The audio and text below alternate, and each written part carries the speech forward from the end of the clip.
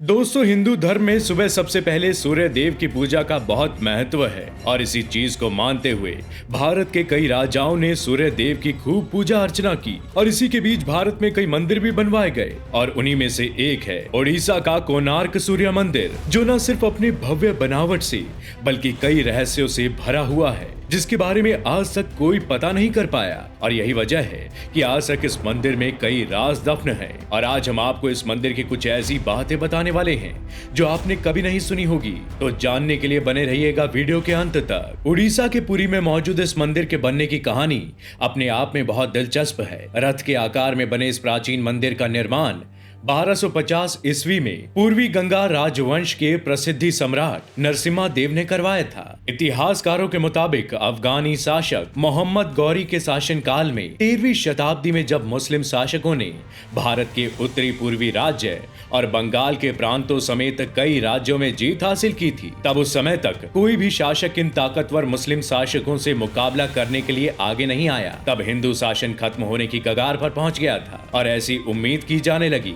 कि उड़ीसा में भी हिंदू साम्राज्य खत्म हो जाएगा। लेकिन उड़ीसा के गंगा राजवंश के शासक नरसिम्हा देव ने मुस्लिम शासकों से लड़ने की हिम्मत की और उन्हें सबक सिखाने की ठान ली। उन्होंने अपनी चतुर नीति से मुस्लिम शासकों के खिलाफ आक्रमण कर दिया। आपको बता दे कि उस दौरान दिल्ली के तख्त पर सुल्तान इल्तुतमिश बैठा हुआ था, जिसकी मौत के बाद नसीरुद्दीन मोहम्मद को उत्तराधिकारी बना दिया गया था और तुगान खान को मिला बंगाल के राज्यपाल का तख्त। इसके बाद 1243 ईस्वी में नरसिम्हा देव प्रथम और तुगान खान के बीच काफी बड़ी लड़ाई हुई। इस लड़ाई में नरसिम्हा देव ने मुस्लिम सेना को बहुत बुरी तरह खदेड़कर जीत हासिल की। बता दें कि नरसिम्हा देव सूर्य देव के बहुत बड़े भक्त थे, इसलिए उन्होंने अपनी जीत की खुशी में सूर्य देव को समर्पित कोणार्क सूर्य मंदिर बनाने का फैसला लिया। और अब जब आप इस मंदिर के भव्य इतिहास के बारे में जान चुके हैं तो इसकी कुछ खासियतें भी जान लीजिए। राजा नरसिम्हा देव ने इसे साल 1243 से 1255 ईस्वी के बीच करीब 1200 मजदूरों की मदद से बनवाया था। आपको बता दें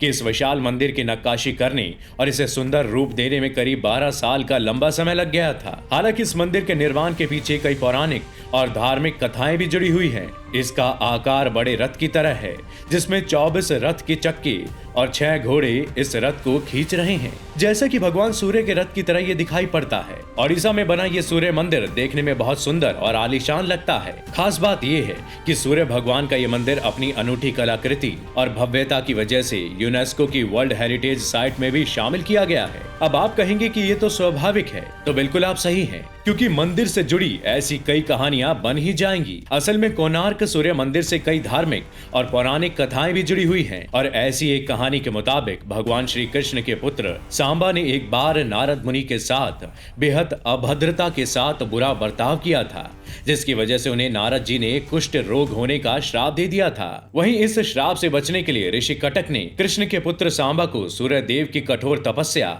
और आराधना करने की सलाह दी थी, जिसके बाद श्री कृष्ण के पुत्र सांबा ने चंद्रभागा नदी के तट पर मित्रवन के पास करीब 12 सालों तक सूर्य का कठोर तप किया था। इसके बाद एक दिन जब सांबा चंद्रभागा नदी में नहाने गया, तभी उन्हें पानी में भगवान सूर्य देव की एक मूर्ति मिली, जिसके बाद उन्होंने इस मूर्ति को इसी जगह पर स्थापित कर दिया जहां पर आज ये विश्व प्रसिद्ध कोणार्क सूर्य मंदिर बना हुआ है। इस तरह सांबा को सूर्य देव की कठोर आराधना करने के बाद श्राप से मुक्ति मिली और उनका रोग बिल्कुल ठीक हो गया। तभी से इस मंदिर का बेहद महत्व है। इस मंदिर से करोड़ों लोगों की आस्था जुड़ी हुई है और यही वजह है कि इस मंदिर के दर्शन करने बहुत दूर दूर से लोग आते हैं। कहा जाता है कि इस मंदिर को बंद हुए करीब 118 साल बीत गए हैं, लेकिन आज तक भारत सरकार ने इस मंदिर के दरवाजे को नहीं खोला। जब आप इस मंदिर में प्रवेश करेंगे तो आपको इसका मेन गेट बंद मिलेगा। आप इस मंदिर को पूरी तरह से घूम सकते हैं, लेकिन इस मंदिर से कई राज जुड़े हुए हैं, जैसे कि ये मंदिर अधूरा है, शापित है। मंदिर कई सालों से रेत में दफन था। मंदिर के ऊपर